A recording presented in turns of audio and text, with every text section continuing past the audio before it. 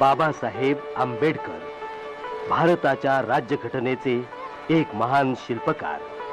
Doctor आंबेडकरांनी आपलं सारं आयुष्य पददलितांना न्याय आणि समता मिळवून देण्यासाठी वेचलं.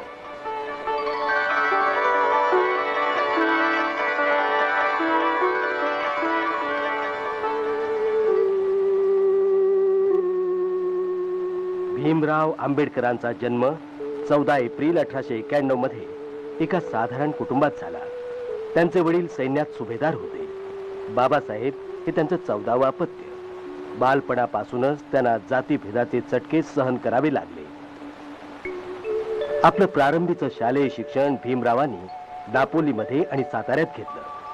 त्याच काळात त्यांना सर्वत्र त्यांची जात आडवी येत होती, पण त्यांच्या शिक्षणाच्या तळमळीमुळे न डगमगता ते पुढे पुढे शिकतच राहिले.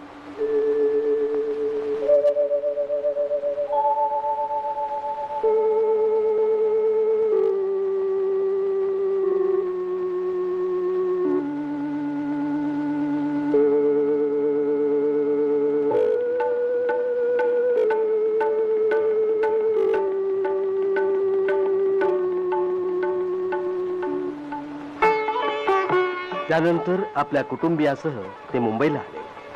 निरनिराळ्या संकटांशी सामना देत आंबेडकरांनी शिष्यवृत्त्या मिळवून शाळेतून कॉलेजापर्यंत मजल मारली. आपल्या अभ्यासातील आणि वर्तणुकीतील चोखपणाने आंबेडकरांनी त्यावेळच्या एल्फिन्स्टन कॉलेजच्या प्रिन्सिपॉलाकडून शाबासकी मिळवली आणि नंतर तिथूनच ते 1912 मध्ये पदवी परीक्षा उत्तीर्ण झाले. बडोद्याच्या सयाजीराव गायकवाडांनी त्यांना शिष्यवृत्ती वाढवून दिली.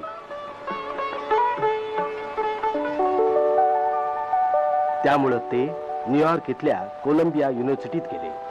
तिथे त्यांनी अर्थशास्त्रातली MA ची पदवी मिळवली आणि नंतर डॉक्टरेटची ही पदवी मिळवली.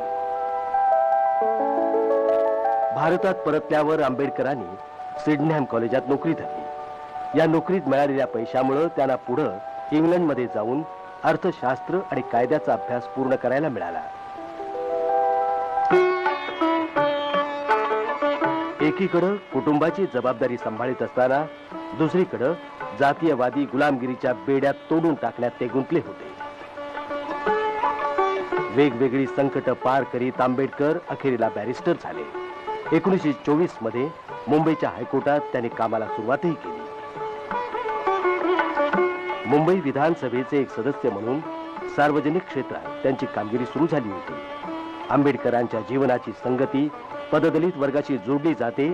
ते केवळ हा पददलित वर्ग उपासपोटी होता म्हणून नव्हे, तर तो एक अपमानितच जीवन जगत होता म्हणून.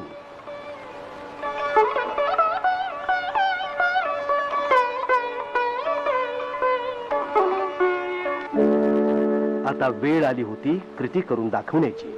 महाडमधलं 14 तळ, वास्तविक हे तळ सर्वांसाठी खुलं होतं. तरीही सवर्ण हिंदूंनी ते खासगी मालकीचं असल्याचा दावा केला. हरिजनांना या तळ्यावर पाणी भरण्याची मनाई करण्यात आली. 1927 मध्ये आंबेडकर आणि त्यांच्या अनुयायांनी या अन्यायाविरुद्ध सत्याग्रहाचा मार्ग अवलंबला. प्रसंगी प्रकरण कोर्टातही गेलं.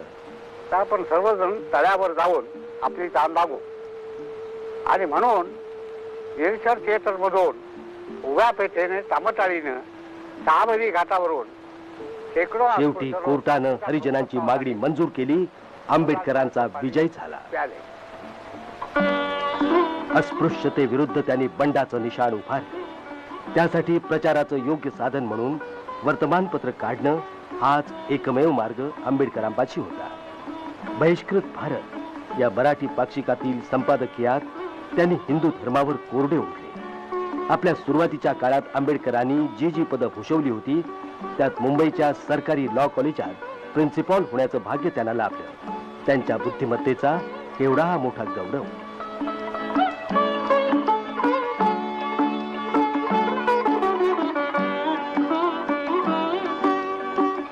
त्याच काळात महिलाद्वारासाठी त्यांनी अनेक चळवळीत भाग घेतला. ब्राह्मण पुरोहितांनी वैदिक पद्धतीने लावलेलं हरिजन दाम्पत्याचं लग्न हे दलित वर्गाला समानतेने वागवल्याचे एक सूचिन्हच होतं.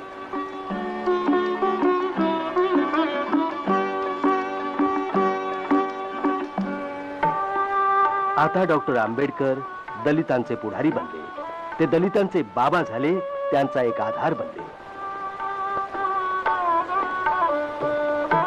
मुंबईमधलं आंबेडकरांचं घर, राजगृह त्यांच्या अनेक चळवळींचं प्रमुख केंद्र बनलं.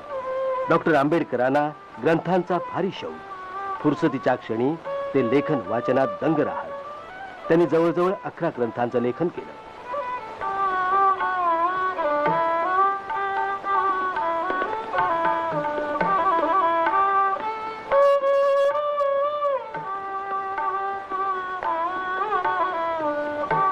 त्यांच्या कार्याचा व्याप वाढत होता. आर्थिक आणि सामाजिक न्याय याविरुद्ध लढण्यासाठी त्यांनी चांगले कार्यकर्ते एकत्रित केले.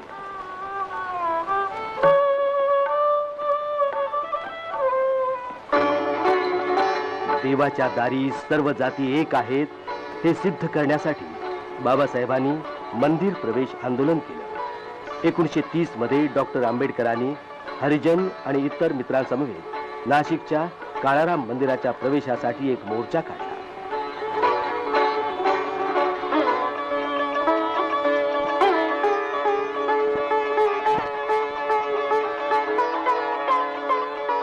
सामाजिक समतेच्या प्रबोधनासाठी त्यांनी याच वर्षात जनता लोकसाप्ताहिक काढलं.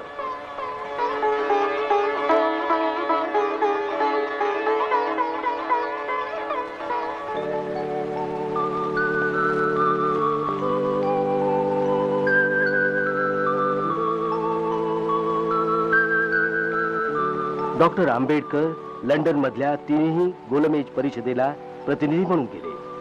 तिथं त्यांनी हरिजनांसाठी वेगळ्या निर्वाचन क्षेत्राची मागणी केली. परिणामी 1932च्या ऑगस्टमध्ये भारताला कम्युनल अवॉर्ड देण्यात आला.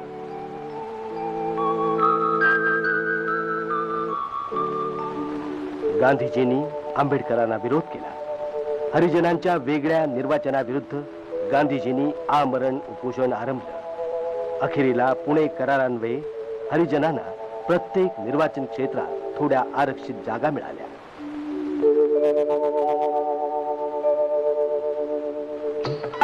आंबेडकरांनी एका सार्वजनिक सभेत सांगितलं की जातपातीनं पीडित झालेल्यांनी आपल्या मुक्ततेसाठी हा हिंदू धर्म सोडायलाच हवा, त्याशिवाय गत्यंतरच नाही. आता राजकीय क्षेत्रात बाबासाहेबांची क्षितिज वाढली होती. व्हॉइसरॉयच्या कार्यकारिणीचे ते एक सदस्य बनले आणि मग त्या संधीचा फायदा घेऊन त्यांनी दलित वर्गाच्या कल्याणासाठी अनेक मार्ग शोधून काढले. नव्या योजनांच्या अंतर्गत दलित वर्गाच्या शिक्षणासाठी त्यांनी बराच पैसा जमा केला आणि सरकारी नोकऱ्यातील जागा राखून ठेवण्याची व्यवस्था केली.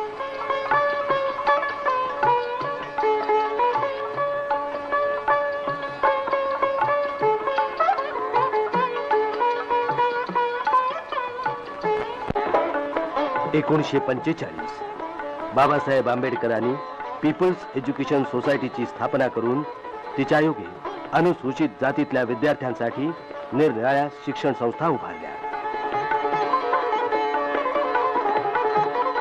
स्वतः शिक्षण तज्ञ असल्यानं डॉक्टर आंबेडकरांना हे ठाऊक होतं की अखेरीला ज्ञानानंच मुक्ती मिळते. जातीयवादाच्या शापानं दलित वर्गाला पार अज्ञानाच्या दरीत ढकलून दिलेलं होतं.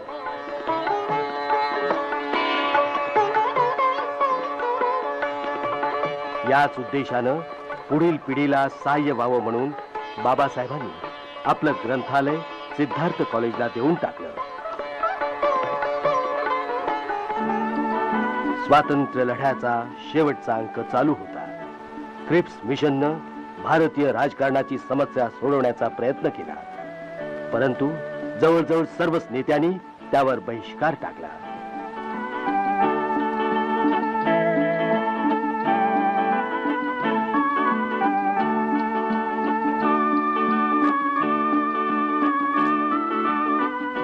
डॉक्टर आंबेडकरांनी देखील दलित वर्गातर्फे त्या योजनेला ठोकरून लावलं. महात्मा गांधींनी क्रिप्स प्रस्तावाला पोस्ट डेटेड चेक म्हणजे पुढील तारखेचा चेक असंच म्हटलं. 1946 मध्ये ब्रिटिश कॅबिनेट मिशन सत्ता बदल योजनेवर विचार विमर्श करण्यासाठी आलं. हंगामी सरकार आणि एक संविधान सभा तयार करून तिच्या योगे स्वतंत्र भारतासाठी घटना बनवावी अशी योजना होती. डॉक्टर आंबेडकरांना बंगालमधून संविधान सभेसाठी निवडण्यात आले.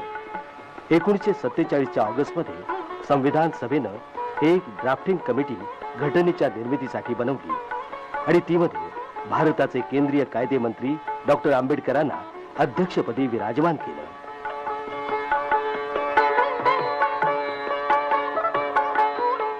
संविधान सभेत बोलताना डॉक्टर आंबेडकर म्हणाले, जोपर्यंत अंतिम उद्देशाच्या प्राप्तीचा प्रश्न आहे तोपर्यंत आपल्यातील कुणालाही कुणाचा संशय येता नये.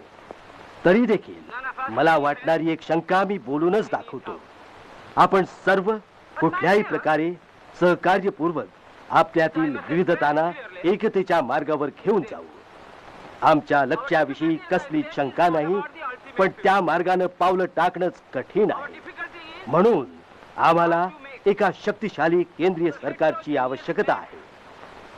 That we have today take a decision in common and march in a cooperative way on that road which is bound to lead us to unity.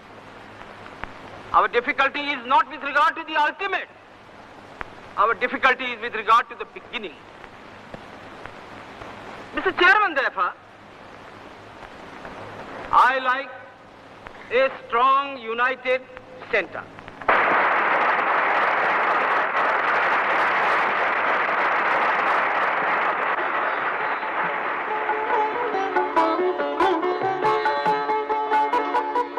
त्रिवार वाचन केल्यावर संविधान सभेनं भारतीय घटनेचा स्वीकार केला.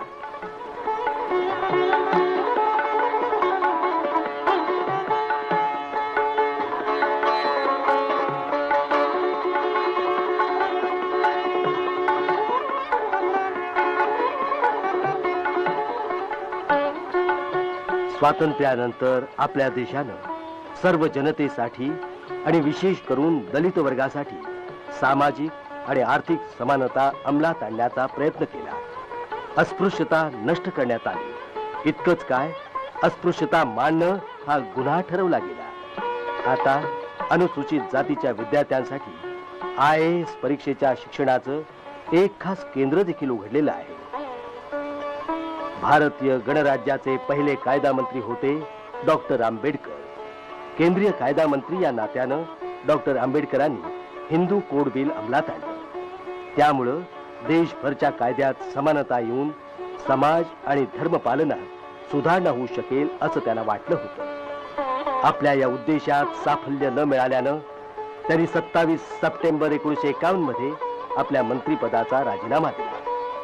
डॉक्टर आंबेडकरांचा सन्मान करण्यासाठी कोलंबिया विश्वविद्यालयानं त्यांना डॉक्टरेट ऑफ लॉ ही पदवी दिली. महात्मा गौतम बुद्धाच्या संदेशाप्रत बाबासाहेबांना त्यांच्या बालपणापासूनच एक प्रकारची आस्था होती. त्यासाठी त्यांनी बुद्धाचा मार्ग चोखाळला. 1956 मध्ये महात्मा बुद्धाची 2500वी महानिर्वाण जयंती होती. त्याच वर्षी 14 ऑक्टोबरला दसऱ्याच्या सुमुहूर्तावर बाबासाहेबांनी बुद्ध धर्माची दीक्षा घेतली. काम अहोरात्र काम अशा या प्रदीर्घ मेहनतीमुळं आणि संघर्षामुळं बाबासाहेबांच्या प्रकृतीवर ताण पडला आणि शेवटी 6 डिसेंबर 1956चा दिल्लीतला तो काळा कुट्ट दिवस उजाडला. वयाच्या 65व्या वर्षी काळानं बाबांना आपल्यापासून हिरावून नेलं. मुंबईमध्ये शोकाकुल जनतेचा एक महासागर उफाळला त्यांच्या लाडक्या बाबांना अखेरचा निरोप देण्यासाठी. दलितांचे बाबा, गोरगरिबांचे कनवाळू बाबा महानिर्वाणाला निघाले. बुद्धम शरणम गच्छामि, धम्मम शरणम गच्छामि.